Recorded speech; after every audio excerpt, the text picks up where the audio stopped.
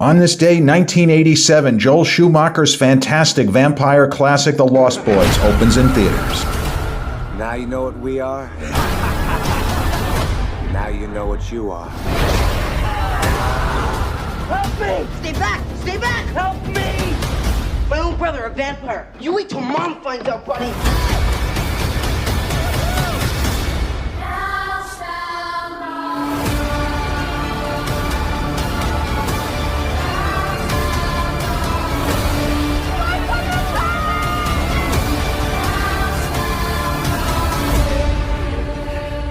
You don't want to miss this. Woo,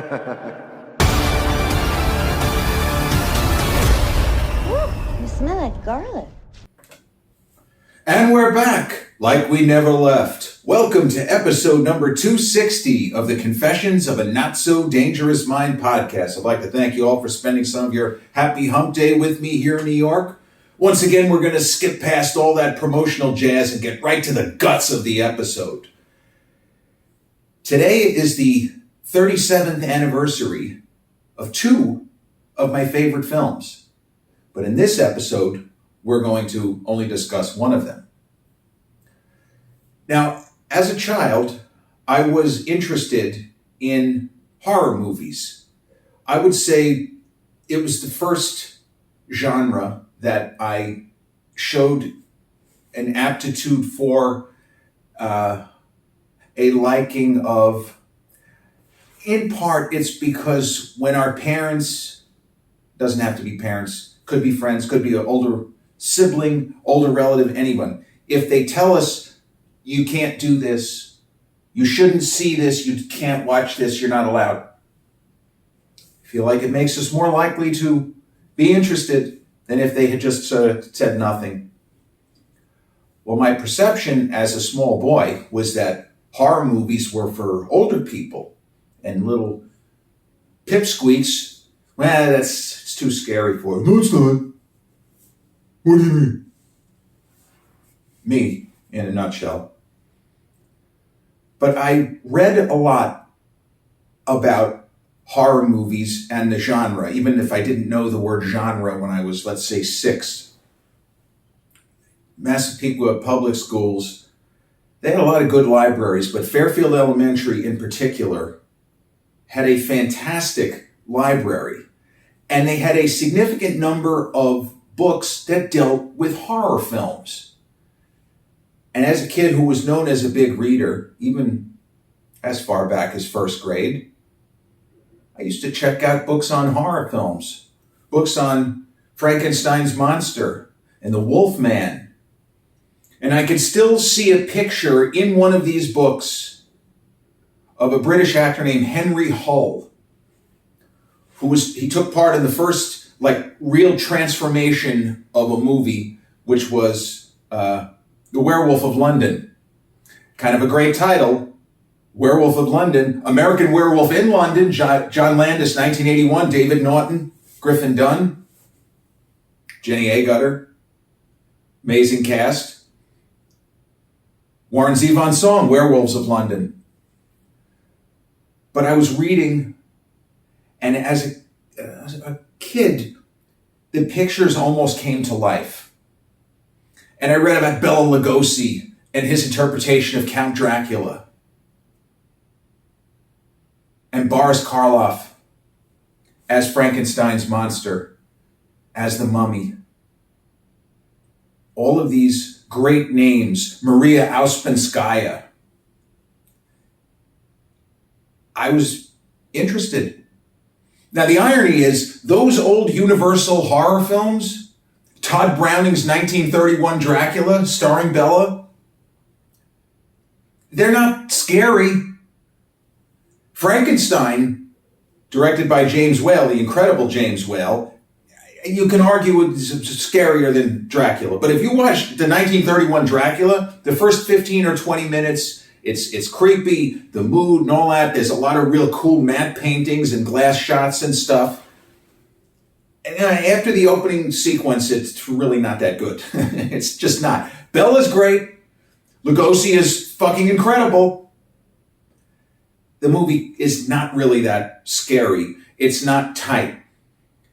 It is a movie where the reputation is better than the reality. That's a hill I'll go down on. Todd Browning's 1931 Dracula is not. Yes, it was pioneering. It was groundbreaking. Believe me, I know that. It is not a great horror movie at all. Lugosi's performance almost veers into camp at certain points. His facial expressions, I don't think I was supposed to laugh. I'm laughing. But I was interested in the horror genre. And that was not the first vampire movie that I saw. I'm trying to think. The first vampire movie that I saw. Now, I remember the Frank Langella Dracula from the late 70s, George Hamilton, Love at First Bite. There were plenty of vampire films that I saw bits and pieces of just because my dad happened to be watching it. Usually he would send me away. But the movie released 37 years ago today, I don't believe is the first vampire film that I saw. Oh, wait a minute. No. Horror of Dracula. That's the first vampire movie I saw. It aired on, it must have been on HBO. I was probably about 8, maybe 9 years old. And I saw that. And that is a really good movie because that takes what amounts to the same outline, Jonathan Harker, all of that stuff, the same outline as what Francis Coppola did in 1992 with Gary Oldman and Keanu Reeves. It takes that, only it has two of the all-time fucking goats, especially when it comes to British horror. Peter Cushing, a.k.a. Grand Moff Tarkin in Star Wars Episode 4. Thought I had sensed your foul stench. Charming, of course. And the extraordinary Sir Christopher Lee. So Horror of Dracula, my first ever vampire movie, and a fantastic film. Not particularly long, under 90 minutes. But my favorite vampire movie ever, even more so than Nosferatu, the 1921, David Eggers doing the remake. But my favorite vampire film is The Lost Boys, directed by the late and super talented, although he made some clunkers, Joel Schumacher. And that was a movie that I wanted to see in theaters. I didn't have an opportunity. I was 13 and I was crank. I was always in a bad mood and I did not get to see The Lost Boys in theaters, even though a number of friends, people I knew of, went to see it. They all loved it. So it was on my radar. And as soon as it landed in video stores, walked over to South Shore Video, I rented it, and I absolutely loved it. From first viewing, this was not a movie that I kind of liked it, and then I suddenly loved it, or no. First time I saw The Lost Boys, amazing. I watched that VHS tape 3 times in 2 days. That's how into the movie I was. And it was a film when it came to HBO, I taped it, I watched it another 10 times. It is something that, for many of us, it is a Gen X standard. I always use that phrase, but it's true. There are certain movies where it feels like they belong to Generation X. The Goonies being another one, right? They don't have to be kids' movies or even for young adults. Die Hard is a Gen X movie, even though the people who made it are not Generation Xers, but it's a film that we adopted. So The Lost Boys, it has elements of the Peter Pan story, but they really don't get into that. That's why it's called The Lost Boys. It's not an accident. It's a straightforward horror film with some bizarre comedic asides and some kind of peculiar societal observations for the mid to late 1980s, I guess, and what life might have been like living in that part of California at that time, I guess. There's a lot of very unusual stuff in the movie. Plot-wise, it's not that unusual. It's pretty straightforward. You have a gang of vampires. We have somebody who we think is a head vampire who's not. And then we have a family that's just moved into town. The place is crawling with vampires. The mom has her head in the sand. She doesn't know which end is up half the time. You have the grandfather of the 2 main characters, Sam and Michael, played really well by Jason Patric and the kind of tragic Corey Haim as Sam. But nobody is willing to actually voice what is flagrantly, blatantly, obviously going on here, which is that Santa Carla is crawling with vampires, nobody's going to say anything, except the Frog Brothers, the also somewhat tragic, although he's still around, Corey Feldman, and a terrific actor, Jameson Newlander.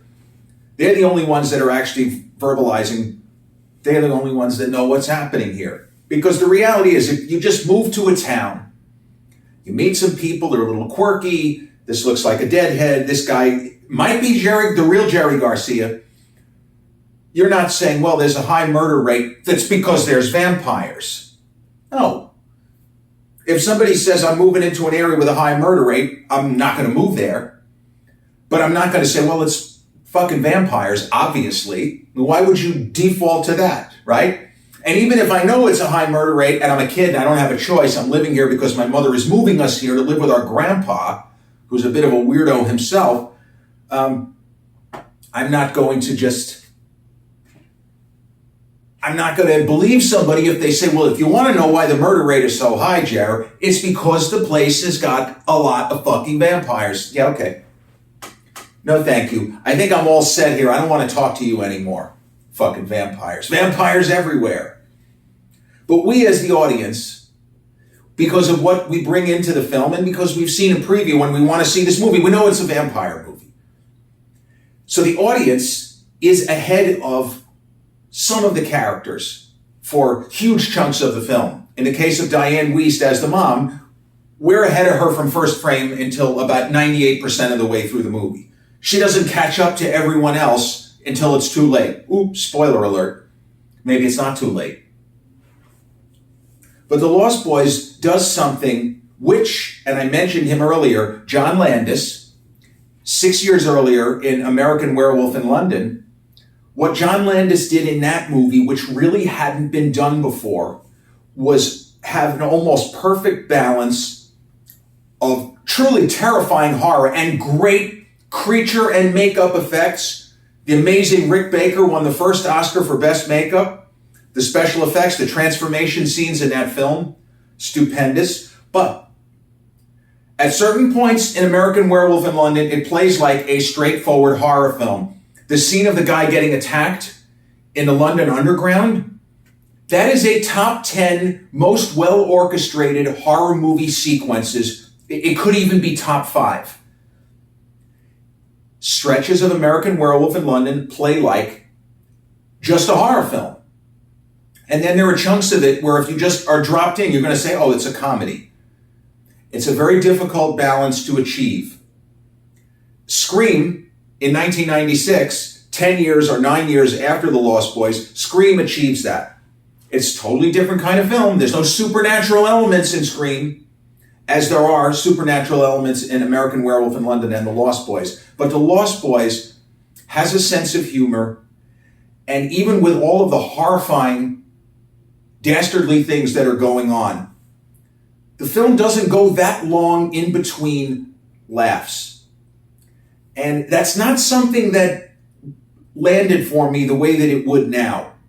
Because I'm just watching a movie and it's young people and I'm relating to the fact that Sam is probably about the same age I am, or I was at the time, and Corey Feldman and Jameson Newlander as the Frog Brothers.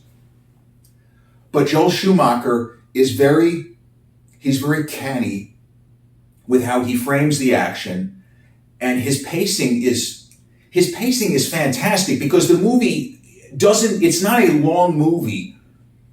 There is this constant sense of forward motion, action, move. But the film also has moments where it lets the characters take a pause and breathe. Every second of the film is not it's either building character or advancing the story. There are the occasional moments, almost like giving the audience a little bit of a respite. I think it's maybe the best directed film that Schumacher made in his career. I mean, that's just my opinion.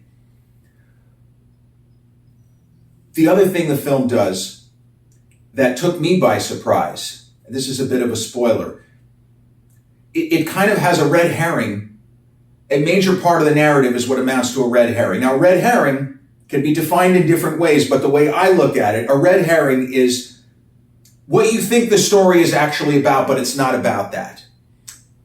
Now that could also take in a wide range of concepts, ideas. It doesn't have to mean one thing. In the world of this movie, the red herring is that we think a certain character for sure is the head vampire. That character is the red herring. He's actually not the head vampire, someone else. Or maybe there is no head vampire. I'll give myself an out, as we say in poker. The story is basically of two brothers who are close. This is not two young men who are estranged from one another.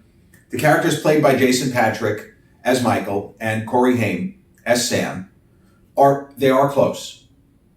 And they're moving into a new situation, a new state. Their mom has gotten divorced from their father. We're led to believe they're close with the mother also. Like, she may be a little bit of a space cadet as played by, and Diane Wiest was about to win an Oscar for Hannah and Her Sisters. So when she went to work filming this, she had yet to win the Oscar. This movie was probably in post-production by the time the Oscars for films released in 1986 happened. But Diane Wiest plays the mom as head in the clouds. It's not that she's stupid. It's that she's not as grounded as she thinks she is. She thinks that she's smart and that she's connecting with her boys.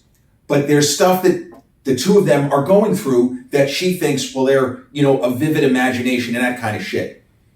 So on the one hand, she's almost condescending to her kids, and they are looking at her like, our mom's a fucking idiot. She has no clue what's happening, and she thinks that we have our head in the clouds. It's that sort of thing. The brothers the older brother runs afoul of a gang of wild kids, all of whom have really nice motorcycles, better than his. And Sam meets these two weirdos known as the Frog Brothers, who are vampire hunters. But, spoiler alert, they're not really vampire hunters. They think they're vampire hunters. They perceive themselves to be vampire hunters. They're scared kids. This is not like Buffy the Vampire Slayer. Oh, she's fucking badass. They may have moments where they approach badassery, but they're scared kids. And who could blame them? You wake up a sleeping vampire and he means to rip your head off and suck every ounce of blood out of you, you're going to be screaming for mama. But the way they present themselves versus the way they actually are, it's a highlight of the film. And Corey Feldman, for all the problems he had, he's a terrific actor. And I love what he does in this role. And Corey Haim was somebody that I was already a fan of because of the movie Lucas, which was from 1985. I know a lot of people talk about, Lucas was 86, Murphy's Romance, which was a film he did, Corey Haim, with Sally Field and James Garner, who won a Best Supporting Actor Oscar for that movie. And he did Stephen King's Silver Bullet, Gary Busey. It's okay. But Corey Haim really gets to stretch in The Lost Boys. And for a young actor, he's on screen by himself a lot in this movie. And he had a very easy rapport with the camera. And it is tragic. It really is tragic what happened to him. And Corey Feldman also. We don't even know for how long and who specifically abused him and assaulted him for who knows how many years. But he had the talent to not just be a child star, is what I'm saying. Not everyone does. He was supposed to grow into a successful adult film actor, and I don't mean porno. I mean that he was supposed to be able to make the move as someone like Kurt Russell did from, Disney's Top Gun, so to speak, with Kurt Russell, and then he slowly started playing roles meant for adults. Corey Haim is really good in the film. He goes from resistance, and then he realizes pretty quickly, okay, we got serious problems here. We're going to have to do something. And with what we know of the characters, the kids are actually very brave. Because there's a version of this, if this were real, they'd be heading for the hills. Mom, you got to get the fuck out of here. We can't stay here. Well, that probably wouldn't work either. She just thinks he's making shit up. He seems so sincere, but it must be a child's imagination. I don't know about you, but I had a vivid imagination, but I didn't hallucinate vampires biting people's heads off. You know, that's just me though. The idea, the concept of the Lost Boys is a fascinating concept. But I'm not really, and I've never been upset at the fact that the movie doesn't really go into that. It never goes into any of the Peter Pan angle. Because it is an interesting concept. And maybe there'll be another vampire movie that actually goes deeper. Interview with the Vampire does it a little bit with the concept of the Kirsten Dunst character, who's basically going to be a 12-year-old girl for, thousands of years, right? Forever, if there is a forever. Thing with the vampire movies, I mean, in general, is there's always talk about eternal life. You won't get any older, you won't ever die. And then 2 minutes later, stake to the heart, they're dead. That's the nature of this kind of movie. You have vampires, you have people who are sworn to kill vampires. Let the chips fall where they may. But this movie has so many great action sequences and special effects shots which couldn't have been easy to pull off. When you have major special effects shots and actors in the shot, you wonder how many takes was this? Did they nail this on the first take? Or did the special effect keep fucking up? Because even a movie like Jaws, a dozen years before The Lost Boys, Roy Scheider kept having to say a line as the shark was supposed to come out of the water. The shark kept fighting. They couldn't get the thing to work right. And then they got it to work right and the gun jammed. So a lot of things have to go right. A lot of things have to happen in your favor. The Lost Boys has a fantastic soundtrack. And there are a lot of movies from the 80s and a film that I talked about recently on the channel, La Bamba, great soundtrack, even though they were not the original Richie Valens recordings, they were a group called Los Lobos. But with the Lost Boys, there were a lot of kind of old and new classics and a redo of People Are Strange, which I think was originally a song by The Doors. But you had a fantastic song, Good Time, by INXS and Jimmy Barnes, and the kind of haunting title track, Cry Little Sister by Gerard McMahon. There are certain songs, and this is a kind of alchemy and a magic that is very difficult to explain and difficult to place. But there are songs that will always be identified with a particular movie, especially if you're a Gen Xer. Cry Little Sister is that song for this movie, and it is as closely identified with this film as, for example, Cyndi Lauper, Goonies Are Good Enough from the Goonies. Power of Love, Back to the Future. Cry Little Sister has the haunting sound that stays with you after watching a really sad movie about what amounts to very young people who are undead and will feast on the blood of the living until somebody drives a stake through their heart. And if you stop and think, that's multiple levels of tragedy right there. It is a pretty horrifying concept if you actually stop, as I didn't do when I was 13 and I was just watching an entertaining as fuck vampire film. You stop to think about it, it's really sad. And that's what the title almost promises. The title would promise that this is going to be a kind of somber, slow, melancholy, meditative story, and it is literally 180 degrees opposite. It's kick-ass, and it's fun as fuck all the way through. There are no slow spots, no dead spots. And you don't get the sense, and sometimes in movies, especially in that decade, where you say, well, some of these scenes could be out of order or they could arrange it differently. I don't get that in here. And all the supporting performances, even Bernard Hughes, who played the grandpa, he's fantastic. And Jason Patric, as I guess, I can't even say he's the lead. I feel like both Sam and Michael are co-leads. I'm not sure who has more screen time overall. I feel like it's pretty close. But Jason Patrick has had an up and down career. He's been in some big movies and didn't necessarily distinguish himself. So I happen to really like the movie Sleepers, despite the controversy. I'm somebody who can say, okay, Lorenzo Carcaterra's book was not a true story. There are certainly some things in that book that happened, but no way that this really is bullshit. That's still a really good movie. I don't hold the controversy over Carcaterra's book and how much of it was true. I have no idea how much of it was true. The movie is very good. I don't love Jason Patric's performance in that film. I like what he did in the movie Rush, the film where he and Jennifer Jason Leigh play 1970s police officers who end up getting addicted to drugs themselves while trying to take down a local drug lord type. I feel like his best performance is still The Lost Boys. I mean, 10 years later, he starred with Sandra Bullock in Speed 2 Cruise Control. 2 thumbs down. The only good moment in the film, Willem Dafoe, that famous picture that you see in memes of Willem Dafoe with his eyes bulging out of his head, from Speed 2 Cruise Control.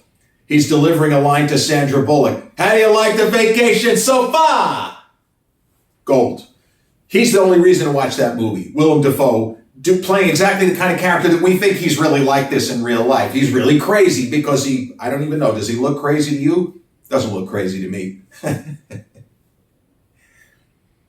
But as much as I got on and can get on the fact that Diane Wiest's character is a total space cadet, there's nothing wrong with her performance.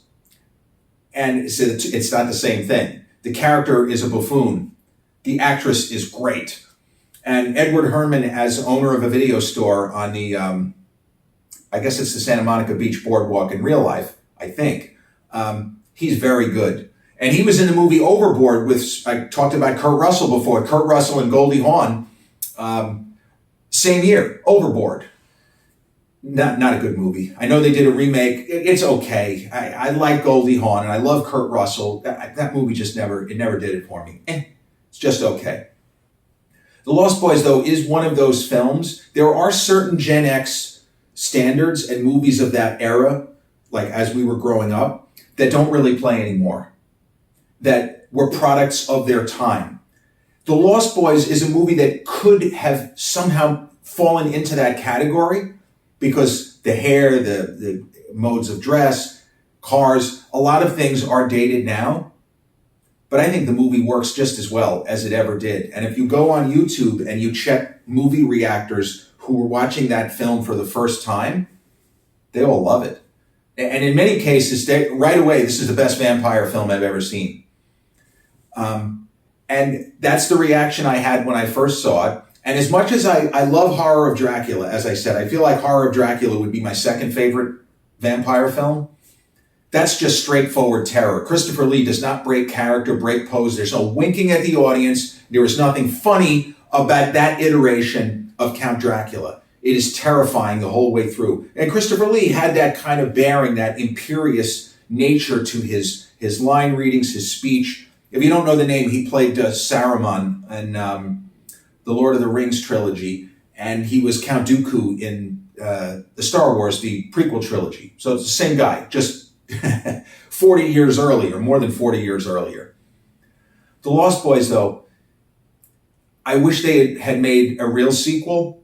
They did Lost Boys 2, The Tribe, and I think Corey Feldman had a small role, but I don't know if he was playing one of the Frog Brothers. I'm not sure. And then there was an idea about 8 or 9 years ago, they were going to do a TV series spin-off.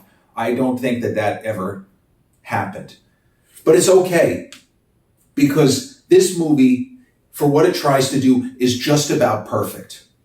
It's funny, it's scary, it has a lot of actors who are going to go on to better things, especially in the case of Kiefer Sutherland, as we think is the big bad, David. And Kiefer Sutherland, who I'm a huge fan of, he talked about how his character in this film, although he is a villainous character, he's not outright, he's not what the Kiefer said was, he's not as much of a scumbag as the character that he played the previous year in Stand By Me, Ace, who is human, but doesn't appear to have any redeeming qualities whatsoever, like none. Whereas the character in The Lost Boys, he does not want to kill Michael. He wants him to join the group and accept the fact that we're vampires. This is how we have to live, and let's just be harmonious about it, as opposed to he just wants to kill every single person in front of him, either dead or undead. The Lost Boys was a significant box office hit. It grossed more than 4 times its production budget, which is a pretty good number. And it was on Netflix. It was free with Amazon Prime. It was on what at the time was HBO Max. I don't think it's free on any streaming service at present, but you can find it. As with most films, whether it's the 80s, 90s, or more recent, you can usually rent it for like $2 on Amazon Prime. And if you feel like buying it, it usually won't be more than $5, maybe $6. But this is another one of those films that gets my highest recommendation. Even if you don't think that it's the best vampire movie you've ever seen, I defy you to watch it and say, it's not entertaining. I didn't think it was scary. I didn't think it was funny. Hey, I'll take the heat. I'll take the criticism. You want to watch the movie and light me up in the comments? It's okay. Because this is all fun. I'm giving opinions and hopefully a little interesting history about the various movies that you don't know. And we'll just let it go. Let the chips fall where they may. And if you haven't seen it and do, I just hope that you like it as much as I do, and tens of thousands of other Gen Xers and young boomers as well.